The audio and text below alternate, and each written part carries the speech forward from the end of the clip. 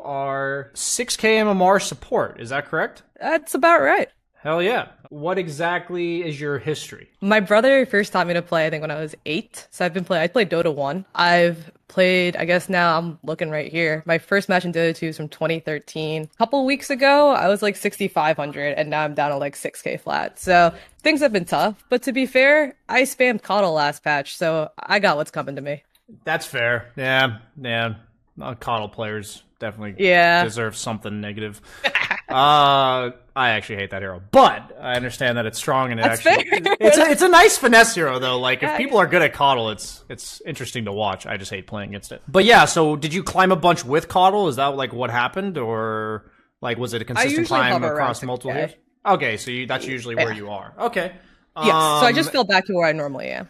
Gotcha. So Coddle kind of, you think maybe inflated your MMR a little bit, and then I think back down? I had battle. There's like a battle report thing, right? Okay, so look at this. My battle report, I had a 75% win rate on Coddle last patch. Nice. Okay, so that's why. Definitely a little bit of inflation there. Okay, cool. So what hero are you in this one? I'm the Lich. Banana slam jam.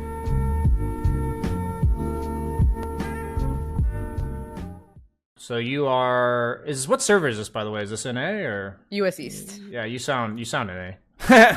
What the? I'm saying like you have an American accent is what I'm saying. That probably came off in some random way I didn't intend. That just means you sound American to me. But okay. So back into it. We got ourselves a Lich. Okay, so you are against a Beastmaster, most likely Dawn, maybe like a CM. Dawn and Beastmaster, I believe, yeah. Okay, so what are you saving the 175 gold for? Usually Boots? stick on bounty. For stick. Gotcha. If you're gonna do that, then I'd be so embarrassed if I didn't get stick. So you go windlace. Okay, that's reasonable. Yeah, I was actually wondering if you were gonna go move speed against Dawn Beast. Maybe you weren't sure who you were laning against yet, CM or Dawn. That was pretty smart either way. Man, watching yourself play Dota is like hearing your voice, like your yeah. It's really garbage. It's tough. It's tough. I can tell you that. I don't even know what I'm doing. What am I doing? It's definitely tough. So I'm gonna rewind a bit. I'll say like first and foremost, I think the 6 tangos are a bit too much. I think when I started the lane, I would have either started with the windlace or stick. I'm totally fine since you wanted to like wait for whatever hero you were laning against. So maybe if it was CM, you would have got the stick. But just notice how you aren't using all of the tangos. So the second set of tangos could have just been a clarity or a stick or towards a stick, towards your boots, whatever. And then if you're taking more damage, say you're on your second tango, you've only got one left, that's when you fly yourself more tangos. So I think a lot of issues with 6k players specifically is most of them, support or core, tend to be a little bit on autopilot. Like they buy good items, but they're not necessarily like adjusting to the game flow by flow, like little bit by little bit. So if you start with 3 tangos and then you realize you need more, you can fly them out to you. Like anytime you can do these type of things that are reactive instead of like you're preemptively doing something that isn't for sure going to happen, it's just going to be more efficient gold spending. So I see first that, and then I think I would so if you think about the heroes you're against, both of them have like line-based spells. So I don't want to be in a line with Wraith King ever, so like ever being in the same position as Wraith King there, I think would potentially giving them very efficient nukes. And since Beastmaster is going to spend his on creeps, because that's what he's going to do to CS, you can't be positioned in a way where these axes are also going to hit you. So this is kind of thinking, what do their spells do and how does that affect my positioning? And so I would never be in the same line as Wraith King, and I'm never going to be between the Beastmaster and creeps. So I'm either going to be like all the way up here hitting him, or I'll be like kind of on the side, so that maybe Dawnbreaker goes on me with a hammer, but like she's using her hammer only on me. It's not hitting creeps, and that's all she's getting from it. And then secondly, by the way, interrupt me if you have any questions. But secondly, when it comes to regen, I want you to think: how much do you know about Dawnbreaker, for instance? Like, have you ever played Dawnbreaker? I've actually never played the hero. Okay, so that's fine.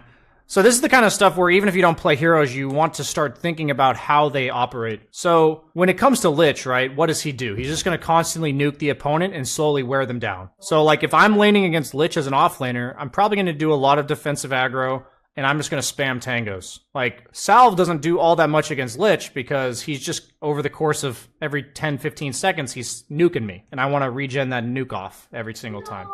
But on the other hand, Dawnbreaker, she doesn't really trade with you. She either goes on you with Hammer, which does a shit ton of damage, or she doesn't hit you at all. And if you notice that, what that means is against heroes like Lich, I would buy more Tangos, but against a hero like Dawn, I would buy a Salve, because she's going to commit a lot of mana to go on me at some point, which will probably do like most of my health and damage.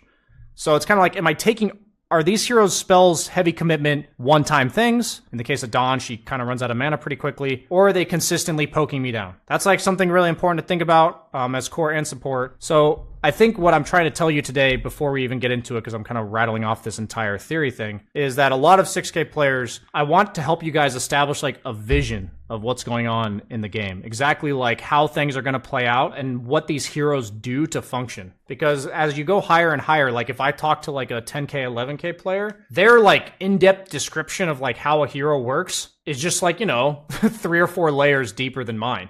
And that's like really what the difference is. I'd say about 6K is probably the cutoff where this starts really mattering. I mean, it's like I can teach it to a 5K, but it's not as important.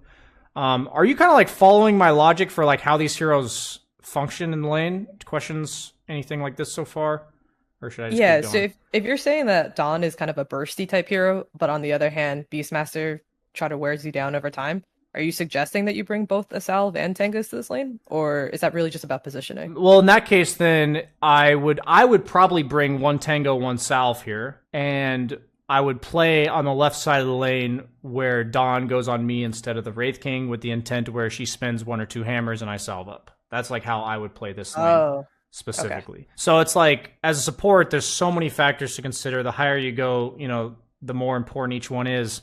It's like, do I want them casting spells on me or my core? Which hero do I want to draw attention to? Am I trying to focus my harass on the Dawnbreaker or the Beastmaster? Am I happy if my core is 1v1ing, which then that means I'm like trying to pull Dawn out of the lane? Am I happy 2v2? All these questions are stuff that like is going to tell me how I'm going to play the lane. So there's like a lot of little things you were doing correct. You were like keeping the lane outside a tower. You're contributing to the CS. Like, these are all pretty high-level things. Like, you're manipulating the lane equilibrium, and you're also last hitting and denying with your core, which I can already tell you're high MMR just watching those things individually. So it's like, I expect 6K supports to do that kind of stuff, but the stuff I'm telling you, this like clear vision of exactly how the lane's going to play, it creates a situation where when I play support or core, I like theory craft exactly how I'm planning this lane to go. And then obviously, there's just times where you're wrong. I can tell you that even like 11K players will do things that they think is correct, and then they'll play the lane and they just end up being wrong. So I feel like most 6K players stagnate because they don't do this process, so they're likely to just repeat a mistake in a similar lane. It's like the whole idea of this process isn't that you play the lane perfectly. It's that you have like an exact idea of why you're playing the lane the way you are, and sometimes it's just not going to work. But then you won't do it again, most likely, in the future. So there's like a bunch of different ways you could probably play the same lane. I'm just giving you my opinion on exactly how I would play this lane. The Windlace means I'm more intending to interact with Dawnbreaker. The Stick means I'm more intending to interact with the Beastmaster. I think you're following me there. And then, so if I'm planning to do more pulling, keeping a lane 1v1 between Beastmaster and Wraith King, that means I'd probably buy the Windlace. If I'm planning to keep it 2v2, I'd buy the Stick. All of which are reasonable theories. I'm just telling you, like, there's no right answer here. It's just like, I want your gameplay and items to match. And you'd be surprised how common, even for like 7K players and 8K players, the way they play the lane and the items they build just don't match. So like, for instance, you consistently playing in the creep wave with your Wraith King with the Windlace isn't consistent. Like, that doesn't match in terms of playstyle and item. So, thanks and have fun. I'm gonna keep going. Just a reminder to you and everyone watching, I have to be pretty nitpicky for 6Ks, so I assume a lot of the viewers who are lower MMR than you think like, what the fuck? He's so mean. He's so nitpicky. But okay, so you get the pull off, get the stack. That was good. Good positioning. Lane's gonna get fixed. Looks like you blocked hard, so that's great. Good lane manipulation. So this is a pretty common thing that we need to avoid. So in situations like this, the lane's underneath his tower, and he's getting solo XP. So we need to, if possible, avoid taking his XP. And then also, like, I want you to think you're like mirroring this Dawnbreaker. I don't know how better to word that, but what I mean is, like, if you walk at Dawn and she turns towards you, you're gonna, like, walk away. Like, you want to be the exact distance away from Dawn where she can't commit really hard onto you, but she's also running from you, if that makes sense. You're kind of, like, kiting this range. So it's a combination of wanting to give our carry as much solo XP under tower as possible, but then you're also going to effectively be controlling where Dawn is going. So, like, when Dawn does this, I would kind of do like a arch following her and consistently threatening her, and then you know she's going to be here, and that's going to set you up to pull this camp again. And if she wants to stop you, she's going to have to walk up and get nuked by you. So your little fine-tune of positioning there is going to give you two things. It's going to give you solo XP to the Wraith King, and you are controlling the opponent's support's movements. And that's, like, the whole point of pull camps. That's, like, what they do is, like, by creating this point of tension that the opponent melee hero feels the need to play around, it's going to give you a lot more efficient trades as a support. So you did a good job pulling, but then going back to lane here, I don't like. I would have been playing up here, zoning the Dawn to where he is, and then if she's just playing here like this, I'll just go pull again. And meanwhile, my Wraith King's just getting absolute free CS XP under tower. Oops, I clicked on Wraith King. Okay.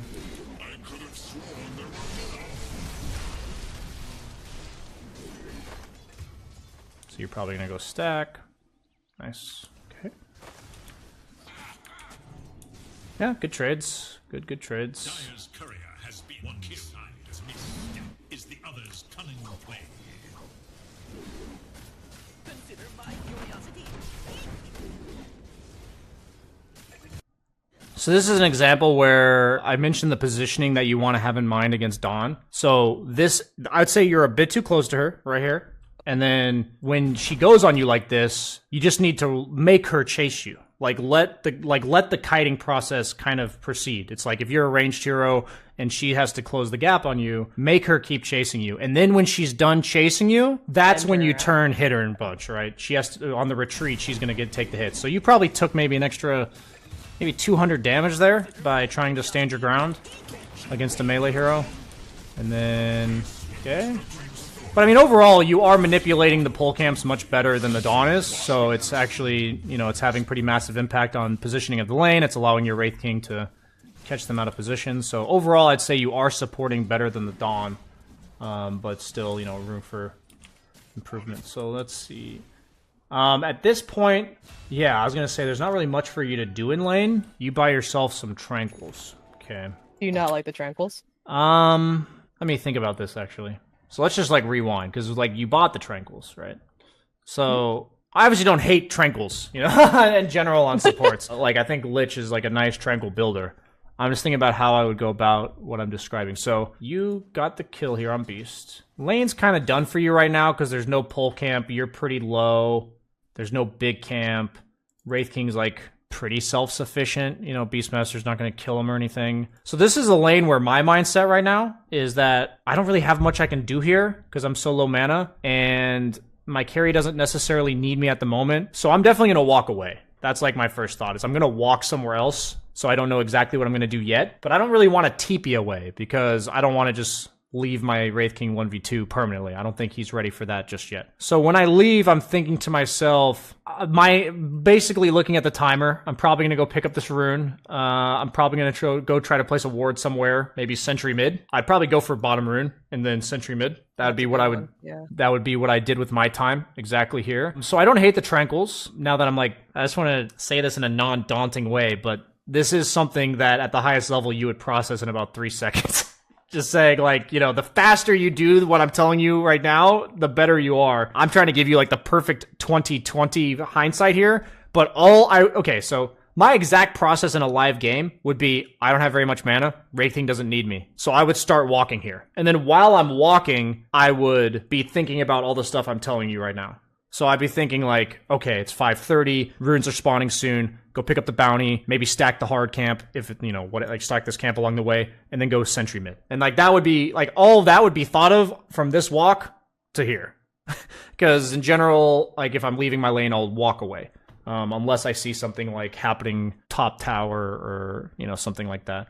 So if I don't see something immediately to go to, I'm going to walk. So the emphasis that I'm trying to give you here, to give, like, tangible something for you to do with this is that kind of learning to think of what your impact on the actual lane is, becoming like more in tune with that. It's like the way you play the lane I thought was pretty good overall, except for like I want the items to perfectly match the game plan. But like aside from that, overall mechanics of pull usage, all that kind of stuff, positioning pretty good. Is now once we're like in this point, it's like, okay, I can't really help the lane very much. Once you're aware of that, the question you just have to ask yourself is timer, first check, and then next relevant objective in the game, check. You know, like, and then if you combine those two thoughts, you'll hatch a game plan for it. Whatever it is, you know, at the 5-minute mark, I often consider if anybody's pressuring towers because of the catapults. So, like, especially if I'm a lich, you know, with frost shield on towers and all that kind of stuff. So, like, I just kind of like see mid, see nobody's really pressuring that. I'd see top and see that, like, yeah, it's an alk. He's not going to, like, push my tower or anything. So I'm like, okay, towers are fine. As I'm walking mid, I'm thinking of all this stuff. And then I would just go check a rune. Any questions about that? Or am I good to keep going? It's so interesting, actually, to see like where we overlap and where we don't. Like, for example, I did not think about the catapults at all, right? I'm like, oh yeah, you're right. The catapults spawn at 5. Yeah. But what I'm thinking about right now is I want to get the bounty rune. I want to get the second one that spawns at 6. That makes sense. I was like, well, if I'm going to get one that spawns at 6, I'll stack a camp. So like, I'm going to do those things, but I'm not thinking about centering mid. I'm not thinking about defending another lane. I am checking the lanes for aggression, but not for like tower push. Okay. Yeah, it's actually true. In all honesty, since I don't get too much practice with people of your MMR, I should actually ask you what you're thinking because it'll be pretty close to what I'm thinking. So, the way I would think about prioritizing objectives here. So I agree with the bounty rune being important, especially like the fact that the second one's coming out. I think the power runes in general are just more important than the bounty rune at 6. It's just like the power runes are like the difference between like a haste or a regen or a DD or like just somebody getting a free kill somewhere. So I would always prioritize the power rune. Stuff like catapults, they absolutely matter to consider because in certain games you'll like save a tower because you considered it. But a lot of that kind of stuff is like you learn that there's always something to think about in Dota. There's just always something. It's like a scripted game in the sense that there's like certain things you always have to consider, and then there's some games where if you don't consider them, you kind of just get caught with your pants down and they take a tower for free or something. But yeah, catapults are definitely important. If you don't consider catapults very often, they are very important. They kind of like make the difference between certain lanes being able to kill a tower or not. Which means, you know, if they change the game that drastically, then it's worth noting. But okay, so yeah, you're not too far off. Like, I think the triangles are fine. I would have flown myself a sentry. Anytime I'm leaving my lane and I'm planning to move around the map, I always want a sentry on me. It's just too perfect, right? I don't want to feel like they warded somewhere while I'm walking around and then just have no response. So that's like a good little auto response to have. So like the thing is, you know, I think you played the lane pretty decently. I think you left like right when you were supposed to. So like all of this is good. I probably would have, at the very least, if you're going to stack this, I would have walked this way just to like check the rune, the power rune. But then you pick up the bounty and you walk back. So this lane's going to get pressured a little bit. Okay. So I don't like this play here where you're underneath tower again. So I think you did this exact same thing last time. If Beastmaster was 6, it'd be different, you know, because he just like fucking kills you if you walk over there. But I want you to think when the lane's right here of like this kind of movement, because what happens is if you walk over here, if they ever go to you, like you just back off because your carry is just free farming underneath this tower. So what happens is you're creating a scenario where they're either chasing you needlessly, in which case the carry is getting free farm under tower, or you're like wrapping behind them for the exact play you're about to make. So it's kind of like just, I'd say almost always statistically better to walk over here in the exact situation you're in, as long as you're not just going to randomly die to whatever they have, than what you're doing. Because you've done the pull thing, you've done the lane setup a bunch of times correctly, and then your response afterwards has been twice in a row incorrect. So, yeah, like, I would just be giving Wraith King solo XP while nuking this Beastmaster at the small camp, you know, sharing XP with the Beastmaster at the small camp. And then, like, if I saw this, I would walk over and help Wraith King the exact way that you are currently. So I like the way you play the lane though, in general. Like you contribute to the lane, like you do something with your spells, and then you go pull or you go fuck off somewhere. Like your general like in and out of lane mechanics are good. The only issue I've seen with that was the reconnecting to the lane part. Get a nice D ward. Ugh. That was a little scary. Yeah. That guy wasn't supposed to be there. So there's just like certain heroes I really want to know what they're doing. I think Beastmaster's one of them. He's just kind of scary. I want you to think like if you're against a Timbersaw, he's just showing in lane. all the time. Like, you know, like that guy is literally just going to sit here in lane, and you'll see him because he wants to get hit by creeps. He wants to be up in the face of your carry. So in general, something you can think about is how much the offlaner is going to be playing this as opposed to just showing in lane. If I think the offlaner is going to be doing more of what you just saw, where the Beastmaster's in and out of lane, I would usually want a ward or at least a sentry so he doesn't see me around here. So a lot of the things that you may not consider are simply like, we get to this part of the game, some offlaners just sit in lane. Some of them tend to play like the jungle a little bit. And that's actually something really worth considering in regards to whether or not you need a ward. It's like, if you're against Timbersaw, you don't need a fucking ward. You know exactly where he's going to be all the time. But in this case, you're against a hero that is not so... he's a very vision-oriented hero, Beastmaster, because of the summons, the hawk, all that kind of stuff. He wants the information to be superior for him. But okay, so, I mean, overall, like, you're definitely doing well. You do it for the D-Ward No, Sentry. I do ward that. Nice. Nice, you when do. When you said that, I was like, please don't tell me I didn't. Yeah, please tell me I did it. Yeah. Oh, That's a pretty common reaction in my coaching, is people being like, I hope I did that. So it looks like your instincts are relatively on point there. I'd say it's just like a tad slow. Could be more proactive about it, like planning ahead, but the fact that you did it at all is way better than nothing. Oh God, what's gonna happen here? Yeah, you're like, oh. God. What's happening? Okay, oh, yeah, so... Don't do that. Don't do that to lighting me. Yeah, you're like rooting for your former self. Okay. I know, right? Like when you see the Ghost Mario Kart like run by, you're like, oh God. I used to be faster. Okay, so you are making sure you control this. So what I'm sensing when I'm watching this is that because you're against Beast, the opponent's bringing a lot of heroes here. They're pressuring you guys a lot. That, like, totally makes sense. You're feeling the pressure down here. And so whenever I'm feeling pressure, generally it's harder to, like, check other lanes, just do other things in the game. So you've been kind of, like, glued down here because of it. I need, however soon it possibly can happen, where that pressure stops, and recognizing that that pressure was what kept you basically tunnel vision down here, which is right now, by the way. Like, you guys killed them, you deterred their aggression. It's over for now. Like, this is when I need you to, like, check what's going on here. I need to just see his items. I need to, like, know what if Legion's taking this tower. I might even just, like, walk towards mid and, like, look for the Alk. You know, there's just, like, all types of things here, because in Dota, there's only two things to consider: how much the opponent's pressuring you, and where you could potentially pressure them. That's really, like, all that matters in the game. So I'm looking at the drafts, and I'm like, well, Beastmaster's going to try to apply pressure, but we just relieved it, and they have Tinkerout. So we need to probably try to get some invasion going if possible.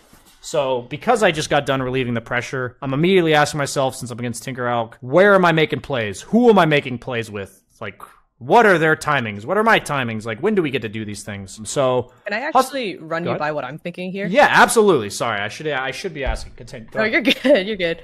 All right, so I'm thinking, I know that Beastmaster hasn't roared yet, so the supports are going to come back in 5 seconds, and they saw that Wraith King died in that previous fight, and Reincarnation's still down. So I'm thinking, if I was on the enemy team right now, I would be pinging my supports to TP bottom, and I'm going to roar this guy, and we're going to kill him. So I'm thinking I need to stand somewhere, like, relatively behind this Wraith King, because the second these supports spawn, they're going to come get him. Okay. That's what I'm thinking. That makes sense. So what I would counter that with is that because you have all the vision you need of knowing what Beastmaster is doing in the game, you don't have to stay here. But since you think you can help him, you should always walk somewhere, being ready to TP back if you see Beastmaster doing exactly what you just said. So don't TP top, for example. Yeah, I would not TP top to Legion right now.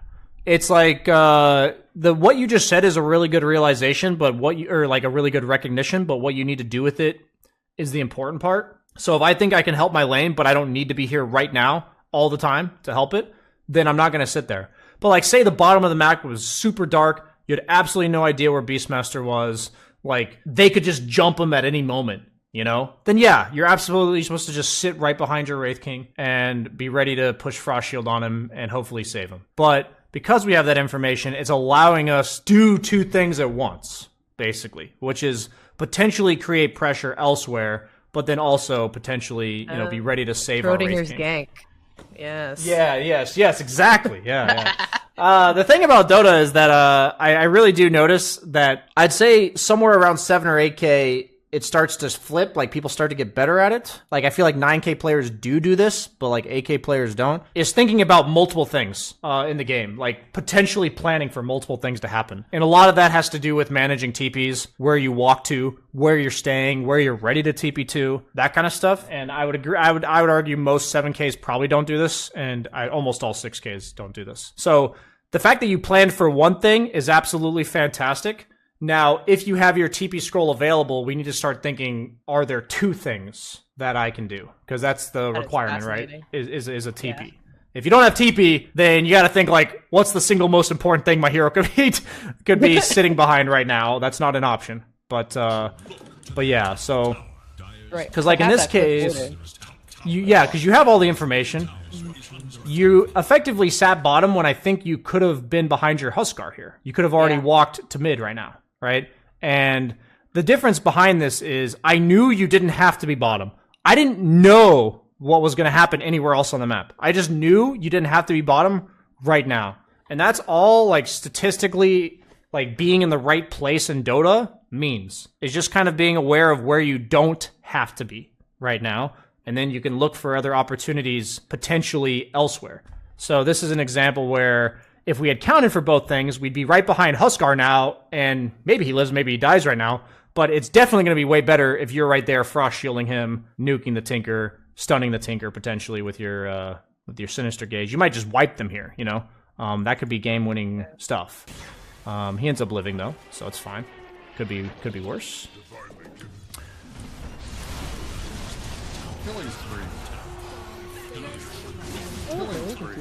So if you had walked mid, you had turned the kill on Tinker with Huskar, and then TP'd back to this, you'd be a fucking god. Okay? I don't know what to say, because like you thought about the one play. You clearly had a, like, you literally explained your entire process of thought there.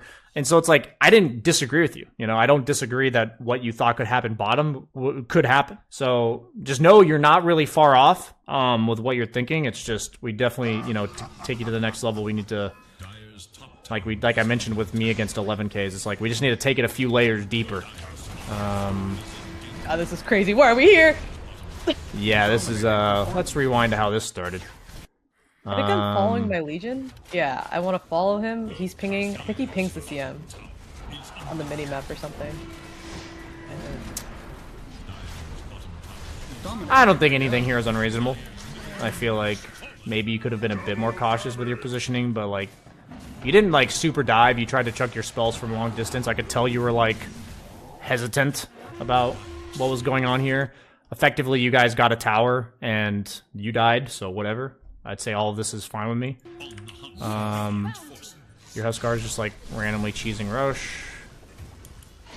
And he dies and gives it to Dawnbreaker. Well, that sucks. We got the Roche kill though, so that's money. Yeah, money for everybody. Money and XP for Huskar. Okay, I felt on the fence about this, but I'll try to explain what I think what I wanted to do here. So I hated that play bottom, and I really wanted my team to come back and be on their half of the jungle because of the Alchemist. I know we have some control in the triangle, but I'm like, look, when one person dies, it's really hard to keep defending an enemy triangle. So I wanted to come and like shift to their jungle. So I TP'd top. I kind of debated whether or not I should block, but I saw there was a big creep wave. Basically, I was like, fuck it, this is mine now. And I knew my Huskar was rushing, so I really wanted to show on the map. I just wanted to like be present somewhere, and I thought if I ward here and then I ping my team, maybe they'll show up here, and then we can go look for the Alchemist. Okay. Then they pop on him. I genuinely didn't comment on any of this because that pretty much lines up with what I would think. So I'm down for everything you just said. Yeah, that all makes sense. No arguments from me. So you're now controlling top. Got a nice little kill on Alchemist. Get a nice D ward when they're all showing bottom. Okay, so you're just I wanted to continuing smoke to play. there, but he didn't want to smoke. With the ward you have, I think you don't ever need to smoke division. You never need to smoke division. So what I would say to you is, like, you know, look at the map right now. Where are you trying to go? That's like the first question. It seems like you're trying to connect to your Huskar, right? Is that about what you're trying to do? Or is I there actually a different wanted to intent? black hole the Alchemist. I was thinking we have Black Hole Alchemist respawn. If we can kill him again, that's a big deal. So I was Okay, thinking we go so to the triangle with You were Legion. thinking go to the triangle. Okay. I know we don't have vision there though, so I was curious if that's like a bad idea because it could be, I guess, everyone there. Okay. That's funny. It's you know what I love about Dota is you see an exact scenario, you ask 20 different people what they think of it, and you'll always get a different answer. Okay. So this will be the first time where I politely insult you and say you're thinking like Okay, a 6K, cool. and we need to not think like a 6K anymore. So the way that I want you to think about the map is I'm going to ask you this beautiful question, which is how you should feel in any game where there's farming heroes, which is most games, okay? You know, like in this game you have Wraith King, they have Alchemist, they have Tinker. There's heroes that want to farm in the game, you know, like that's their sole purpose. And I'll just ask you, how much percentage of the map is your team farming, and how much percentage of the map is their team farming? Well, we're across the river, so over 50. Yeah. So what I'm looking at the map right now, so it's good that you say over 50, because that's obviously correct, but we want to be more specific, right? So generally speaking, most of the time, people will be farming at least 2 lanes at this point in the game, and sometimes all 3, but largely what parts of the jungle are behind their heroes? That's what I want you to think. So like, effectively, these camps are all yours because you have a Wraith King all the way, or you have a Legion all the way over here. You know, just based on what we see, there's very low likelihood that one of the enemy heroes is farming here. Yeah. And then you have a Huskar with a war that sees this, so you have every camp from here and back. And then you have somebody over here, so you have all of these camps. So I look at 3 camps, 7 camps total, 8, 9, 10, 11, 12, 13 camps are available to you guys. Right now, they have 1, 2, 3, 4, 5. That's all that matters to me. And if I asked you in a game what percentage of the map you're farming like 75% right now. Because that's, you know, I came to those numbers just by counting how many camps there are. And I don't really fucking care what the lineups are. If I'm farming 75%, I'm farming 75%. I don't fucking care. Like, I don't care if they have Alchemist, Tinker, Medusa, the greediest heroes in the whole fucking game. They're getting a fourth as much farm. Like, I just don't care. So, what that means when I think this is, first off, I'll ask myself, how much are they farming? So, what percentage of the map are they farming? That's the first question. So then the second question is, okay, we've established it's 75%, over 50. Like, if you're feeling that way, over 50, that's fine too. Like, in the middle of a game, you can't count exactly. I want to think, like, how do they expand this? Like, how do they actually get area on the map back? What is their play? So if the map is good for us, I think, how do they change it? If the map is bad for us, where they're farming more than we do, how do we change it? So that's when I would smoke, if I was the team that was behind, with the intent to probably kill Huskar or Legion, because in terms of the area of farm that we have, this area, they're the 2 closest. Like, this guy's taking the camps right in front of them, and this guy's taking the camps right in front of them as well. Are you with me so far? Yeah. So when I'm ahead, all I think is, what's the opponent's counterplay? That's like all I think. Like, how do they get out of their area? So right now I'm looking at the map. I just see that, like, this area is theirs, this little line across the map. So they're either going to gank this guy or this guy. So I just need to plan for either of those 2 things to happen. I need to make a guess on which one I think it's going to be, and, you know, play accordingly as a support. That's all I care about. I'm just like, okay, I think they're going to go on Huskar. If I don't really know, then it's like, who would I rather them not kill? You know, like, who matters more to us to not die? So I would probably choose Huskar myself here. And also I would lean towards walking to Huskar because Legion is closer to my tower. So if Legion gets gone on and I could help, it would be much easier to get to Legion than it would be to get to Huskar, you know, by walking. So this is what I think about. And if I'm behind, it's the same idea as, like, okay, who's in our face? Who's stopping us from farming? When can we make this move? You know, is it some offlaner buying a blink? Is it some cooldown we're waiting for? Do we need this person to step out of position or whatever? So I actually need you to rewire your brain a little bit for what matters to you at this stage in the game. Because I'd say from like 10 to 20 minutes, it's just a farm war. Who's farming more of the map? And every gank, every move made is to ensure that it's you. Like, that's what we're going for in pretty much every Dota game. So you guys are winning. I find no reason to have to go into their triangle because that's all they got. No, it's like, if I see somebody on their team farming here, and I see somebody farming here, then I might invade their triangle because they're farming like 2 lanes in vision, and I know the alchemist is in his triangle. So it's like, okay, you know, this guy's alone. We can get him right here. But like with what I see right now, I know that like they're not anywhere past this line. So if we smoke into their triangle, we're likely finding at least 3 heroes with the ability of like the Tinker respawning, you know, Dawnbreaker took the Aegis, all these things adding up. Yeah. I've never asked myself what percentage of the map is the enemy team farming. I don't think I've ever asked that question. So it's like really cool to hear you say it. Yeah, don't worry. Jenkins hasn't either. I've had to talk to him about this one.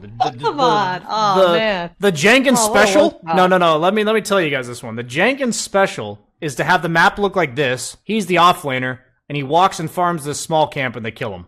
That's the Jenkins special right there. Because he's like, I want this 90% of the map instead of 80. And then he feeds, and then the opponent gets like 50%. So that's the Jenkins special. But okay. Yeah, no, I'm glad it's good. So generally speaking with Dota, especially like the higher you go, because it's just harder to improve naturally, it's usually in epiphanies. Like people will just be like, yeah, here's something you should have thought about that you never did. So hopefully with that one, I really do want that one to just change the entire way you think about this portion of the game. Once it's kind of settled down, everyone's just farming. Sometimes it's like 10 minutes. Sometimes it's right now. You kind of notice it, though. I'm pretty sure now that I'm mentioning it to you, you'll be like, yeah, that does pretty much happen every single game. Where you're like, Huskar's farming top, Wraith King's farming mid, Legion's farming bottom.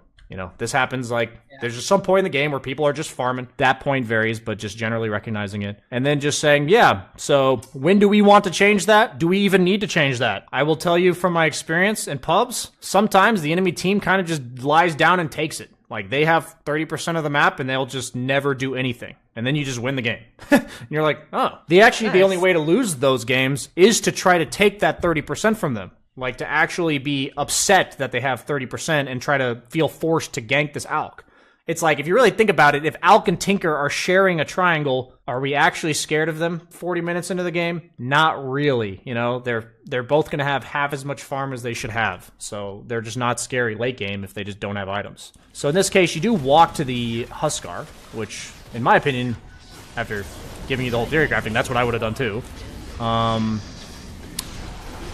So you guys end up killing the Tinker, who kind of like walked out of their farm zone. Like, all I'm thinking is, this is their line. Like I told you, the camps, right? This is their line. Anybody who crosses it or comes close to it is potential food. And that's actually exactly what happened here. The Tinker like walked a bit too far out and just died.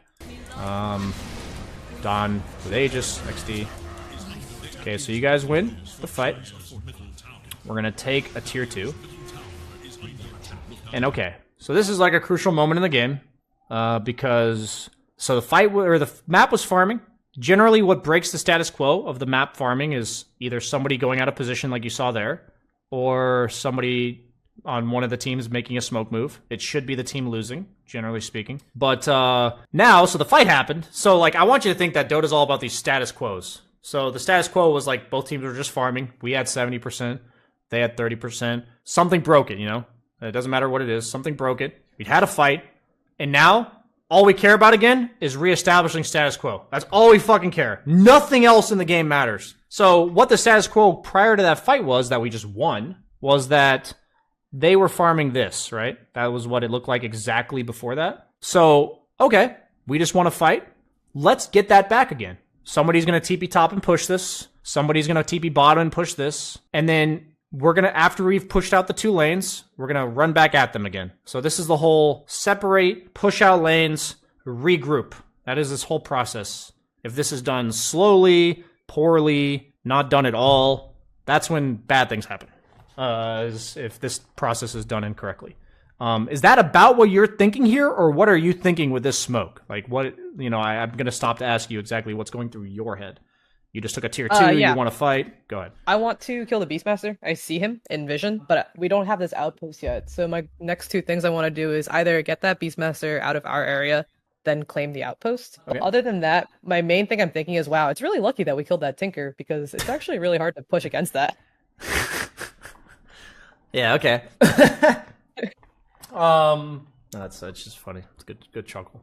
The funny thing is, killing this Beastmaster is correct, according to what I'm saying, because remember that status quo, this was the line, he's way past it, he's not allowed to be there. So like, the funny thing is, you came to the right conclusion based on what you see, but I actually want you to have a more in-depth understanding of exactly why you feel that way. Like, you're like, this guy's on a ward. He's not supposed to be there. But I want you to realize, like, why that happened.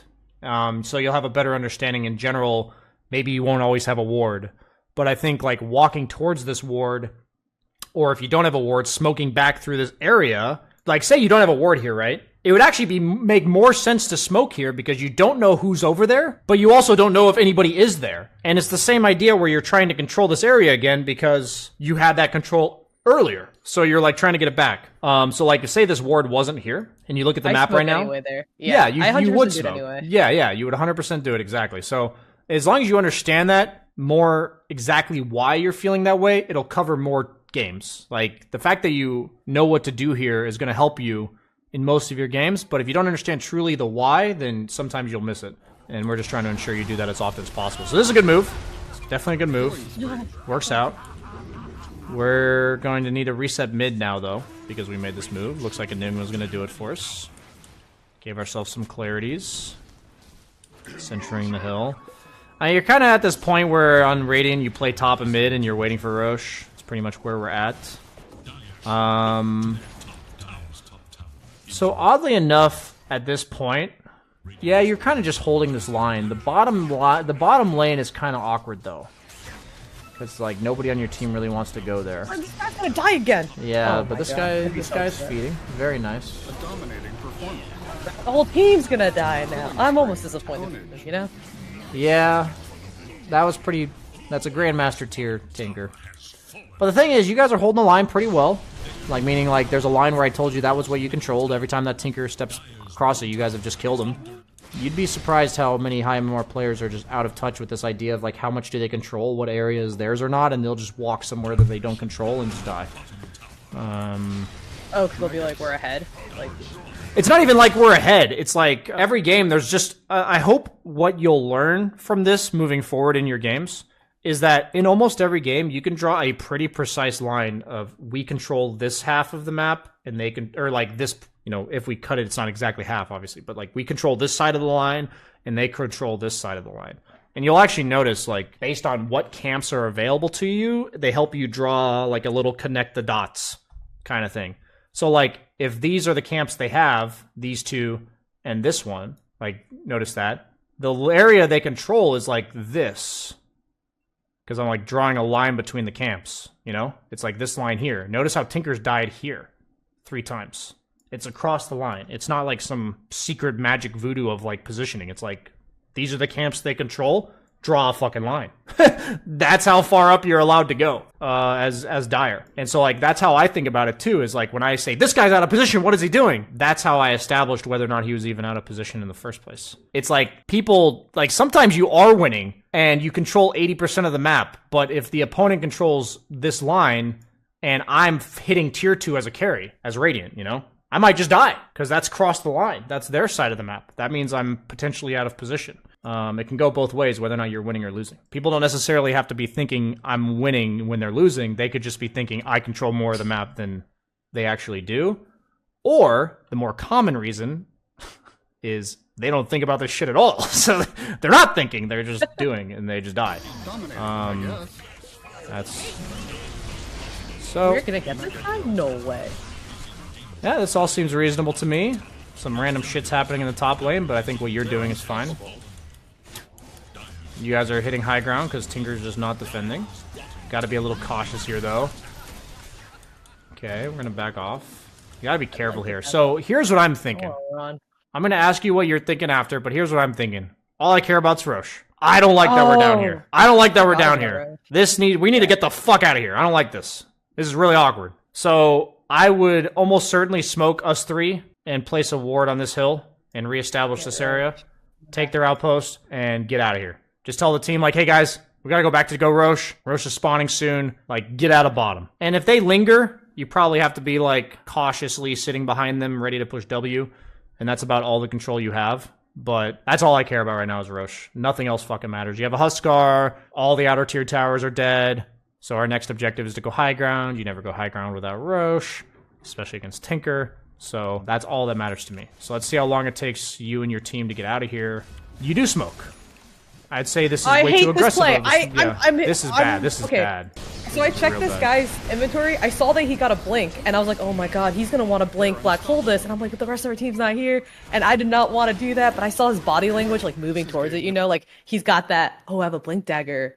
I'm like, no, please. Yeah. But then I just walk I throw my ult, I do what I can, then I walk away. I think the only thing you could have done to prevent this was communicating Roche is all that matters, and you draw a line smoking to Dang here. it. If you Yeah. drew a line smoking to this hill, if you did that and this happened, I would say that fucking sucks, and you did your best. But I didn't say anything. But if you weren't confident about where you were going with the smoke, you weren't communicating it, and then this guy does this, it's like you could have prevented this. I'm not saying it's your fault. There's just something you could have done that would have maybe prevented this exact occurrence. I did know it was gonna happen. So Yeah. If you know That's- it's gonna happen, you don't stop it. You're Yeah, exactly. If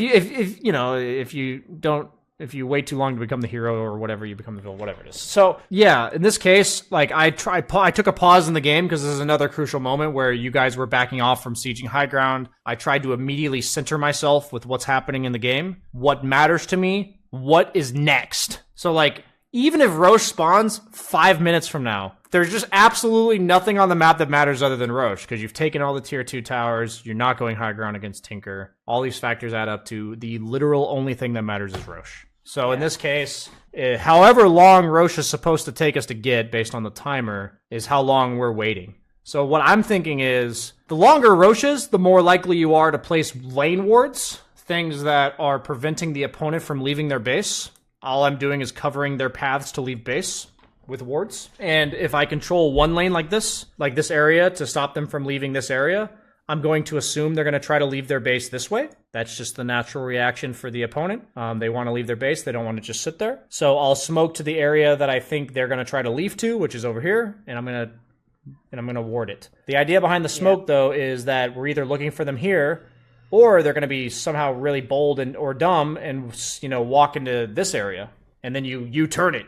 Flip U-turn. Don't let them have this area kind of thing. We see them. We have a ward here. But yeah, it's the whole idea of like, I established this idea where we want to control this area, just prevent them from leaving their base, and then you guys blink on them in their base. It's like, obviously you didn't tell him to blink here, but could have been prevented. I saw it. The blink got delivered, and If Dubu was 5 right here, this would have never happened. That's what I can say. Okay, that's if Dubu were 5 right here, I'd be playing a game with Dubu. And I'd be fair enough. Oh, by the way, it's 4. I just want to be mindful of your time. I don't know if you have to do something else.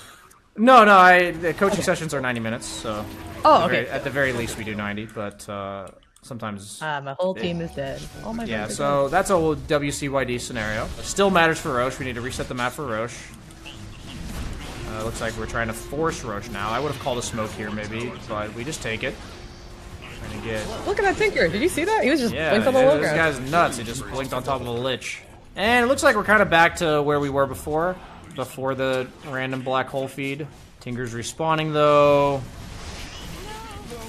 We're pushing 2 lanes at once, which is fine generally. Okay. So now what are we thinking?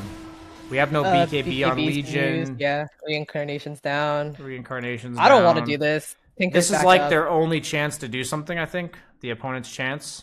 So I would be calling to have my team sit underneath a ward and retreat. We would just farm backwards here. If I'm like talking perfect communication, I'd tell people to just farm backwards. Like, we don't want to fight them, and all of our stuff's on cooldown. We've already farmed this area. So what happens here is when the opponent's sitting in base and you don't want to fight, like you don't want to force it, for whatever reason. In this case, BKB's on cooldown, all that kind of stuff. You want to establish whether or not you hold a line for them to not be allowed to cross it, or you just farm backwards because you don't think you can stop them from running into you. So that's the 2 options. They're the only decision that matters, really. Can we hold this hill or not? If we can, you tell your team, like, hey guys, wait for them to come up this hill. If not, you can just communicate, hey guys, farm backwards. So like Legion would go here, Wraith King would go here, and Huskar would hopefully go here. And the whole idea of this is that if we're not strong enough to control a specific area, they're likely going to smoke out of base, or at least try. If we've farmed everything, we don't really fucking care that they're taking this area back, because what are they taking? The non-existent jungle camps? So what naturally will happen, at least you need to be prepared for, is that if you want to hold the area, that you just wait here until they show themselves. So they either like show 2 or 3 heroes in lane somewhere, in which case you feel safe, or they don't, and you just continue waiting until they do, because they're just sitting in base otherwise. If you don't feel strong enough to hold this area, you farm backwards. Naturally, you take the entire map. And guess what? 25 minutes in, camps are respawned, smoke it back. Just run it straight back at them. That's like the exact... That's a good plan. That's the exact That's a good plan. That's the exact plan you should have. Because at that point, controlling these areas matters to you. Again, right? Because they have camps. But then also, where do you think they are? If you took all their camps, what do you think that alchemist is doing at 25 minutes? He's just jerking off in the jungle, waiting for that camp to spawn. He's like, please spawn, big camp. Right? That's what he's doing. Think about it. What else is he doing? There's no camps.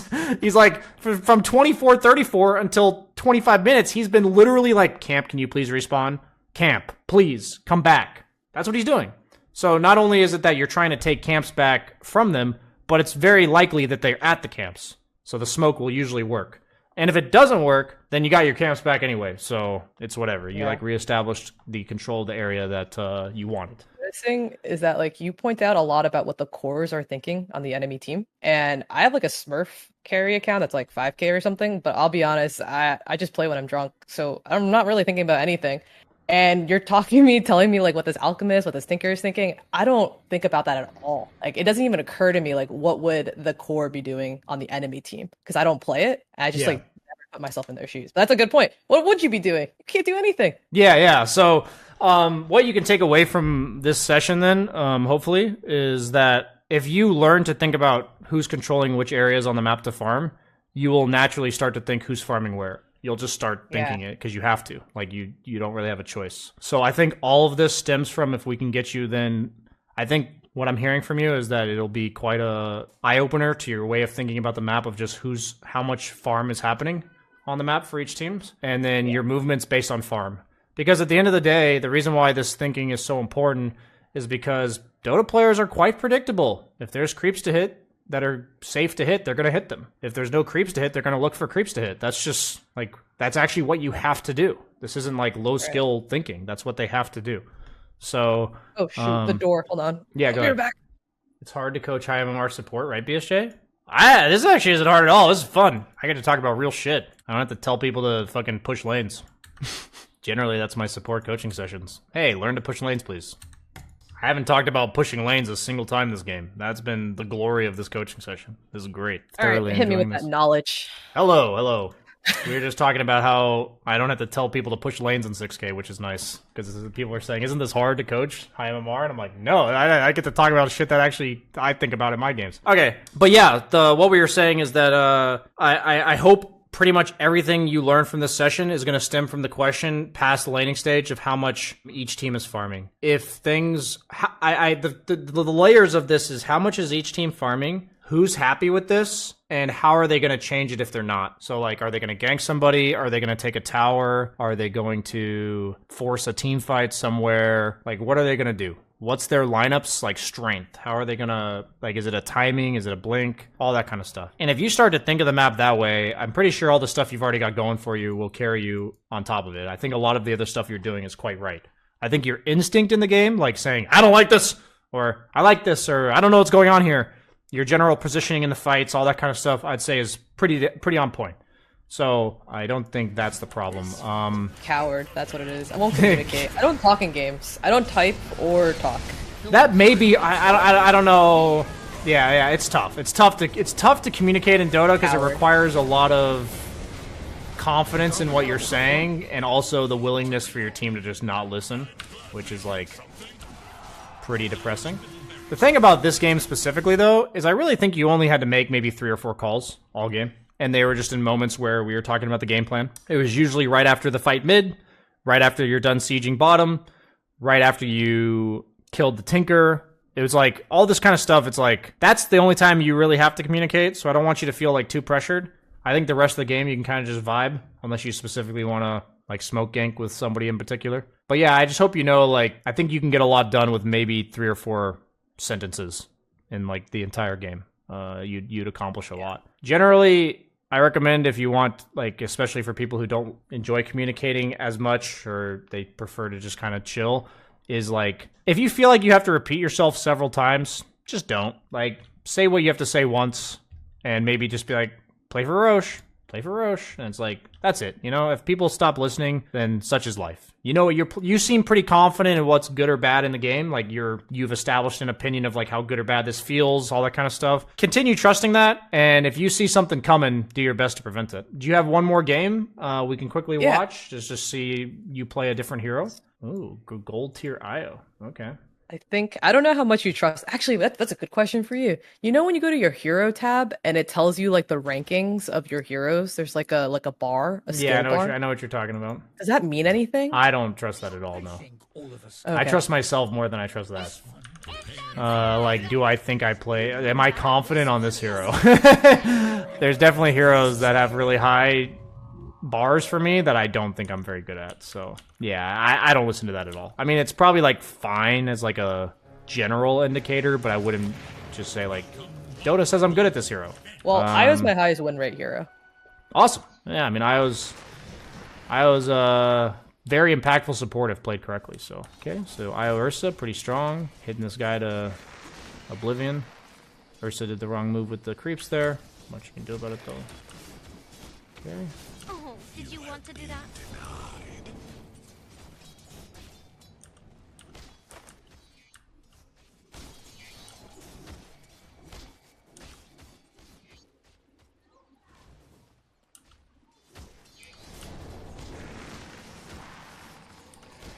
I really wanted my Ursa to go there.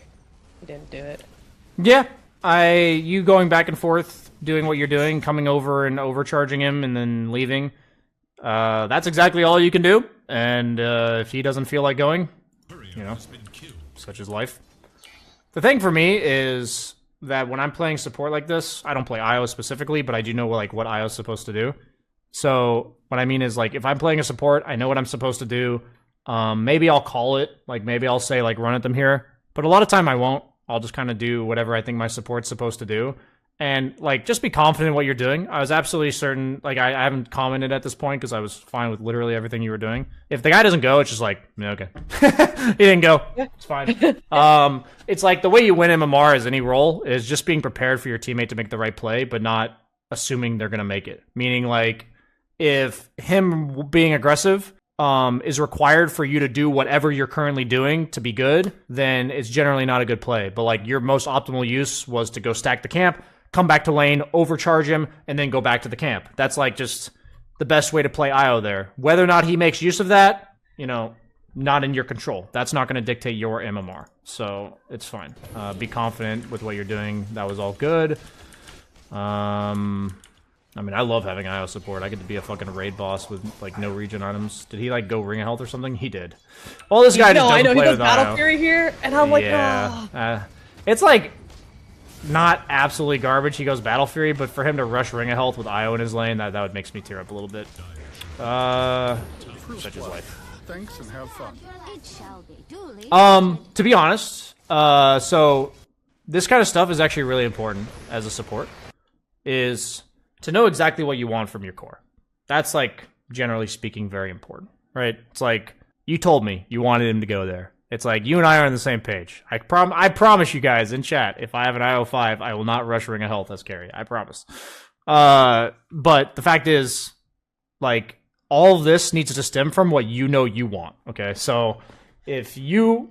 Don't judge the guy. Like, don't be like, this guy's griefing me, or this guy's shit. It's just well, that's not correct. Like, he's not supposed to... Like, my hero wants him to buy boots and an oov, and we'll kill them. Like, that's what my hero wants. So, if I see a carry, or a core, whoever I'm supporting, buying items that don't enable me to help them, what do you think I do? I just play their game, usually. I just don't help them. Like, I just go help pull. them at all? What I'm saying is I go Well, pull. okay. I play away from them, is what I mean by not help them. I don't play with them. Because it's not I'm not saying to go grief them, give up on the guy. I'm saying that my hero enables this guy to buy boots and an oov and run at them. But if his plan, and what I do with my hero is give him sustain, right? That's what I do. But if this guy just bought a Ring of Health, well, my presence here is kind of redundant at that point. So I would do exactly what you're doing here just because there's nothing else better to do right now. But Yeah, the second the camp camp is spawns at cool. 4 minutes, I'm gonna go pull it because I just see no reason to lane with my Ursa who has ring of health. Yeah. He So, pinged yeah, here to go on the Ember. Yeah, it's one of those things where if he says that, I would just communicate back like, you know, you went ring of health, let's just play for farm, and I'll go pull. That's what I would say. But not in a flaming way. Don't be like, you built fucking ring of health. People will do that. I'm not I saying know you we will. don't know each other, but I was gonna say, do you think I would? No, I don't think you do that. That's more for the viewers. I think that, you know, they'll do that. You don't seem like the type. But okay, so I would definitely sentry my small. That's pretty important here. Yeah. Looks like you weren't I sure see if it was my blocked techies until is now. calling. Yeah, but my techies Yeah, is okay, also so you do it calling late. Better late than never. That's fine. Yeah. I think everything you've done here is absolutely fun. I agree from your last game that your laning stage is pretty damn solid. So I don't have an issue with any of this. Positioning's good. Guy dies, so be it. But this guy comes. Yeah, great. That was fantastic play. No, go ahead and fast forward. Sweet solo XP for you. I love it.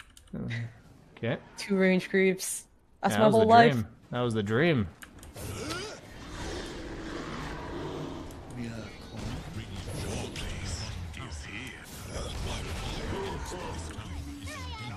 Okay. Yeah, this is great. Yeah, you're running. Okay, so this guy backs off. I'm just watching the minimap. You're getting your level 6. Looking at your carry. Okay, this is a big oops for me. I had TP'd up there. I was like, oh, maybe he doesn't have it. He does have it. Now I look stupid. Okay. So, Okay. no. So, I think this is an issue. And it's not because of the actual relocate itself. I'll just ask you, how do you feel about the map right now? Like, in regards to how noticed much that you're my farming and team- how much they're farming. Oh, okay. How much are we farming? I don't think my team that's in their jungle is farming though. I think they're chasing somebody. But Well, I what mean, I top see at 10 really minutes, farming, which is the beginning of the farming period, is generally speaking, heroes jungle slower early on, obviously. So lanes are more important. Like, or Oh, so we're lanes farming are... lanes. So, like, what I see on the map is, I'm fucking Bing chilling mid. I'm literally a support soaking XP in mid. My Ursa's farming top, and my Kunkka's pushing bottom. This is like triple thumbs up from me. Like, I am like super fucking chilling. I have absolutely no reason to make a proactive play. Do you see that with looking at the map right now? Absolutely yeah, you're right. no This is reason. when I pushed my smoke button. Yes, exactly. I'm upset that you relocated there because it just looks so forced to me. Like, to me, I'm It just is. like, you just don't have to. And I want you to know why you don't have to. Like, just look at the map, you know, we're farming 3 lanes. This is like ultra chill. I'm going to farm mid, maybe stack the small camp for somebody, maybe even myself, and we're just chilling. I think the biggest issue a lot of even 7K players have is they're really out of touch with whether or not they like the game state. Like, just a good ask question. yourself, do I like the game state right now? And that's a super important question. And the reason I actually learned that question is actually, I think it was Crit that actually taught. It was something he said in a pub once, and I don't even remember what it was. I just remember learning it from Crit. He was thinking, like, basically he communicated, like, the way the map felt. And I was just like, huh. Like, you know, Yeah. when somebody describes an emotion and you can relate to it, it's like, yeah, you know, I can relate to that. And it's definitely stuck with me, and that's the kind of stuff where you hear it once and then you proceed to spend like 6 months thinking about how exactly that affects you in your games. But and then, you know, you process your own version of it. But yeah, I'm really happy with what the map looks like right now. So we just don't need to do this. That's really all there is to it. Just don't need to. And the thing is that if you try to do things on the map when you don't have to, you won't necessarily be ready for the moments where they try to make plays. Because if you don't have to, they likely have to. You know, that's just kind of the way it is. Usually both teams are not equally happy with Right. the game state.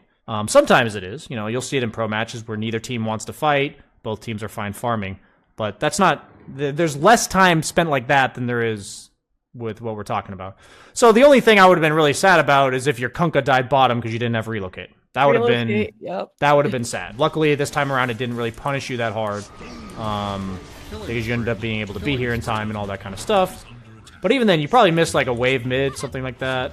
Relocate was on cooldown, so yep, just small little things that potentially could backfire, and that's what we try to avoid in Dota, is just giving lowering the possible percentage of bad things happening. So let me just rewind here. Let's just catch up to what's going on in the game. I think you guys are winning, and I see 5 heroes in like the exact same area on the map. So I'm just like, this feels a bit strange to me. So now I'm like, okay, somebody on my team is going to go bottom because I don't like that we're 5 here. Somebody should go there. Somebody's probably going to go top. That's what I'm thinking. Like, I'm just telling you what's going through my mind. If you have something way different than that, feel free to tell me. My techies has been pinging me for the past 2 minutes about the tomb, so that's what I went up there to do. Give the tomb. Oh, I see. I see. He was just Very spam nice. pinging me about the tomb. And I was like, okay. That's great. Don't worry, man. I'm not gonna eat it. I'm gonna give it to you. That's good. Reassure him. Make him feel better. Okay. So at this point, you're kind of just at the mercy of your Ursa. I don't like your positioning there. I thought we were gonna go Roche. I was trying to smoke his no Roche. What the thing is like when I say you're at the mercy of your Ursa, it's just like if he's here, you're here. You know? Yeah. If Okay. he's here, you're here. It's like just be behind him. Is what I'm basically saying. If this is a Luna, you might play in front of him to like gank tank. Kind of depends on like what your IO I partner mean, I did is. tank this gank. Yeah, but I'm saying with an Ursa, you don't want a gank tank. Yeah. You'd actually rather them go Okay. on the Ursa, and you might actually just kill them all. So it's like what you did is a reasonable thing if you actually were intending to gank tank, but it's not No, I correct wanted in this to. exact scenario. Yeah, based on what you told me, I assumed you weren't intentionally doing that. So like whenever I'm like playing a enabling support, a hero that like a Baden for instance, I just think who do I want to sit next to, and you know what is my position in relevance to them, and that's pretty much my entire game plan. So if you were playing behind Ursa and same thing happened, then it'd be fine. But I just don't like that you were far forward. Yeah, overall, I mean, you're trying to get him to Roche, I understand. You're pinging it. I really like the fact that you, like, go to the people pressuring mid and, like, tether them and leave Ursa a bit. Like, your selection of, like, who to go to is generally pretty good. I try to save this guy. Doesn't happen. Yeah, that's fine. I don't know what he was. He just kind of just like, jumped in there. Yeah, it's a situation where it's, like, kind of up to you in the moment, but I probably would have just said fuck him if, like, hindsight, you know, Oh, like, really? No save. just, like, Okay. I don't want to use this on a support. Is what I would be thinking. The thing about it is, I just want to really drive this home for you, is you guys are winning. Does Techies dying mean potential comeback for the opponent? Oh, interesting. No, obviously not. No, right? So But the question is all interesting. I actually care about, so I what I'm emphasizing to you is that what's happening here is I feel like you're reacting, okay, to what's happening in the game, and that's not good in regards to you want to have a general idea of how you feel at the moment so that your reactions have been premeditated rather than just this happens, I don't know what he was doing, so I'm going to try to save him. So like what I'm thinking here is we're winning, we're controlling the map, Ursa's farming behind us with an Aegis. The people that are making space for Ursa are the Tiny and the Kunkka, right? Those are the people who are up in the face of the opponent, ganking them, catching them, all that kind of stuff. So the way the opponent's going to come back is by killing the 2 people that are ganking them. So I'm going to, in my mind, I'm spending all of my resources and cooldowns and all that kind of stuff to protect my Tiny and my Kunkka. If my Ursa gets caught way in the back, it's not ideal. I might relocate to maybe save him and turn it. But even then, he's got an Aegis and a Battle Fury, so it's like not the end of the world if he were to die. But the fact is, even though your Ursa has an Aegis, if your Tiny would die, your Ursa is still just going to farm, right? The map would change drastically more if the Tiny dies than if Ursa loses his Aegis. Okay, that's how I want you to think here. So, once again, the whole idea of how does the map feel, what changes it? And the fact is, Techie's dying just doesn't really change anything. So, that's something you can be aware of. And if you're aware of that ahead of time, you see the Techies do something stupid, you're just going to let him die. You know, you're not going to think about what he was doing. It's surprisingly amazing to me, because this is something I've been working on very recently. It's in a lot of my Dota Diary videos, is this like general sense of how the game feels at the current moment. That when I feel a certain way, like, or when I know exactly how I feel about the game, how easy it is to just write off stupid plays from my teammates. Like, I just immediately back when I think they're doing something stupid. It's like an immediate reaction, because I'm not like processing what is he doing. I just know it's bad. I don't actually know why it's bad necessarily. I just know it's bad, so I just back off. And my reactions like cut my losses. So yeah, I think the way you play the game is incredibly good. It's just, I can truly tell you're not in touch with why it's good, which is going to prevent you from relocating on the Ursa top, going to prevent you from trying to save the techies. Really, the only things I think you've particularly done wrong this game. I think overall, you know, this is, I can see why you have a high win percentage on IO. I think you played the hero pretty damn well.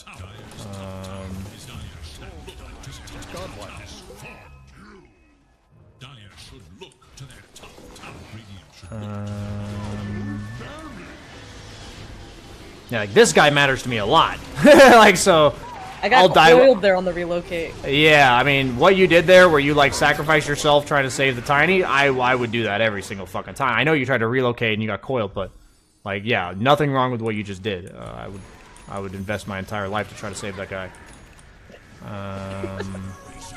That was unreal. Okay, unfortunate Tiny died, but the fact is, you guys were still farming the map. PL just dies. Aegis expired, so got like 1 or 2 minutes that we want to play bottom. And then after that, we need to go take control of the Roche area again. That's all that matters to me in this game. So you guys get tier 2 bottom. Ideally, we would get the outpost, but we don't have to. I don't mind the smoke across.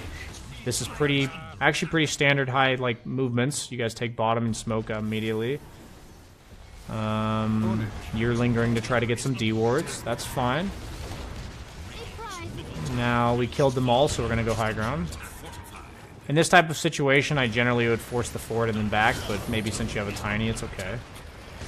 You probably just need to be cautiously helping this guy, which is what you're doing.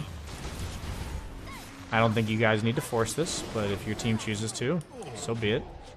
I would retreat to their high ground in the triangle, not the way you guys are retreating. I'd retreat this way. Since you forced them all into their base, and remember, we said Roche. That's all that matters. Oh. Right. So, I know you guys have vision here, which is nice, but you guys actually know where they are.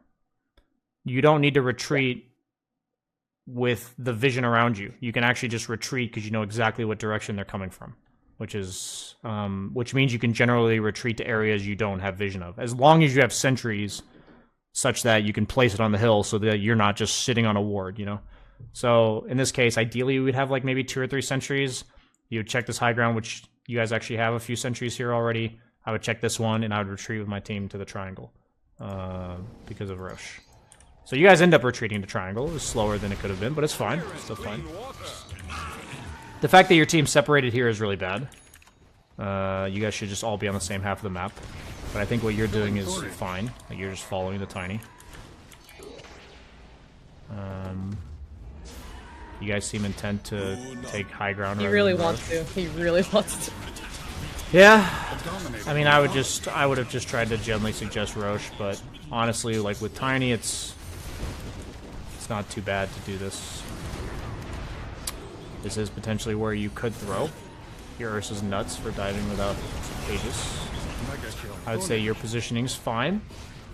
I would just be like, this is fine, as the world's burning around me.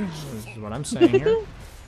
I'm just like, what I'm thinking if I'm you is like, I know we're in the commanding lead this game, but I feel like my team's doing the one thing that might lose us this game. That's like what's going through my head right now. Like, I still feel pretty good about the game, but do we really have to do this, guys? That's like what I would be thinking. Okay, I would just say we have... Can we just go Roche now, guys? Please? That'd be great. I love it when that voice of reason says something in my games and says, "Hey, we should go Roche." Yeah, hey guys, we can stop. There's a tier 2 top. We can't just kill their base. Okay, looks like we're gonna work our way to Roche ever so slowly. Please. Okay. Hey, we made it. We have arrived at our destination. It looks like the game's for the most part over. I assume this isn't. Yeah, it Yeah. ends pretty smoothly. Okay. So I'll say this. I think your fundamentals are probably better than average for a 6K player. Like I've definitely seen higher MMR players than you support, and at least the laning stage worse than you did. Like your laning stage is very solid. I'm just going to encourage you to establish this feeling in the game. It feels way clearer to play the game. I'll tell you, it makes it more fun to play the game when I'm very aware of how I feel about the game state. And you begin to you seem pretty chill already, so it's probably not a problem for you. It was more of a problem for me. I would get really frustrated and off the walls if I wasn't aware of how I felt and then the game just went to shit.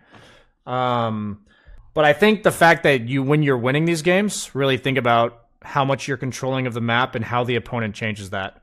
And then what you'll realize is it's very easy at that point to either read what the opponent's going to do, thinking about what their cores want to do, or also just filter out all the shit like that Techie's, what he did, and how it just doesn't matter. You can eliminate a lot of things that just don't matter. And it's actually almost more important to eliminate things to you that don't matter than to actually know what matters. Because sometimes in games, I'll come to the conclusion of what matters simply by understanding that nothing else in the game really matters. It's like, okay, we can't go high ground, so I guess Roche. Well, there's no objectives left to take on the map, so I guess it's Roche. That's what I would say. Or there's no objectives left. Roche isn't up for 5 minutes, so now that we don't care about any of that, I guess we'll just try to keep them in their base. So let's play some wards in the lane. That's just examples of because I've established none of this matters, I'm kind of going down my priority list of shit. Any questions, comments, things I may have not covered? A lot to think about. One of the interesting things. So I've been playing Dota for a while now, so I sometimes reflect on it. Honestly though, sometimes I just kind of turn my brain off, as you mentioned, just autopilot. But one of the most interesting things that you showed me today was the way that I view my own learning curve versus the outside perspective. So when you said I would let that Techies die, fuck that guy. You know what I was thinking? I was thinking, oh man, maybe if I'd started my relocate earlier, I could have saved him. That's what I was thinking. And if I had rewatched, I know, if I rewatched this replay, what I would have told myself is, oh, you knew he was going to jump. I could tell that he was going to do it. I could have started it sooner and I could have got that guy out. But that's what I would do if I was trying to help myself. And it's so interesting to see what somebody else would say. And this is actually why I thought this might be interesting for me, was because I was I wonder what somebody a lot better than me would suggest I do, because that was not what I was going to think I should do. That's actually a really interesting perspective. Yeah, that's pretty funny. I like that. And I used the tether on him too.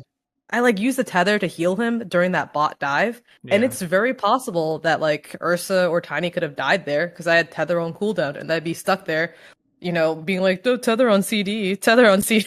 And it's why is it on CD? It's oh yeah, because I just use it to heal my techies.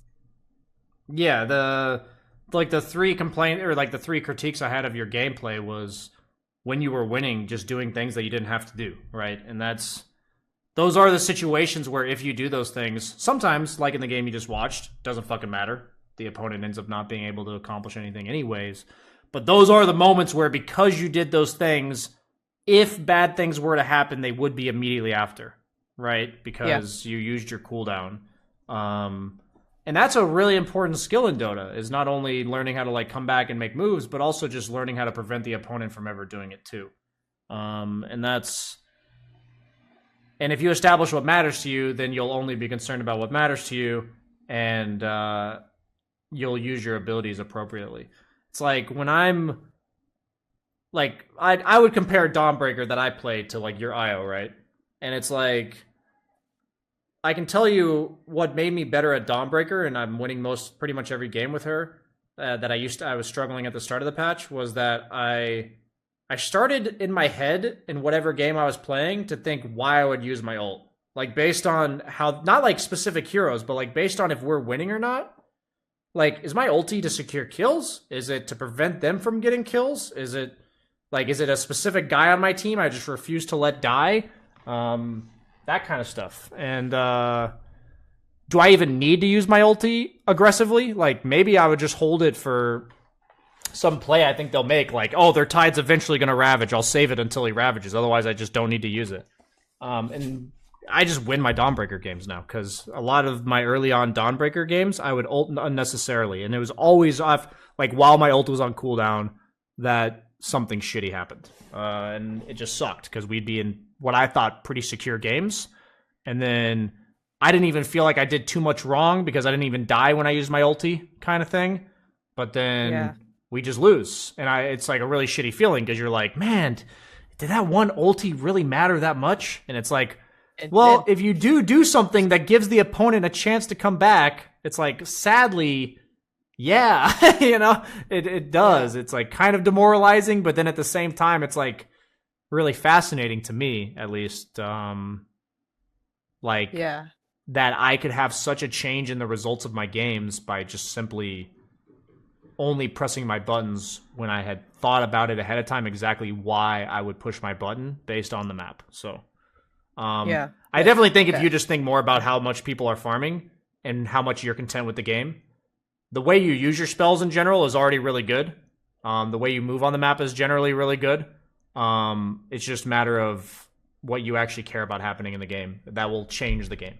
Because there can be times where you get 3 heroes on your team dead, but it actually doesn't change much at all. And then there's some times where one guy dies and the whole game just flips, you know? So it can definitely vary pretty widely there on which heroes dying matters and all that kind of stuff. So, that was a great final. Or do you have any other final comments? Because I appreciated that one. So. No, I think you summed that up pretty well. Sweet. That was a fun session. I really enjoyed that one. Thanks for thanks so much for your time. signing up. I appreciate it. That was awesome. Okay. See ya. Cool. All right. Bye.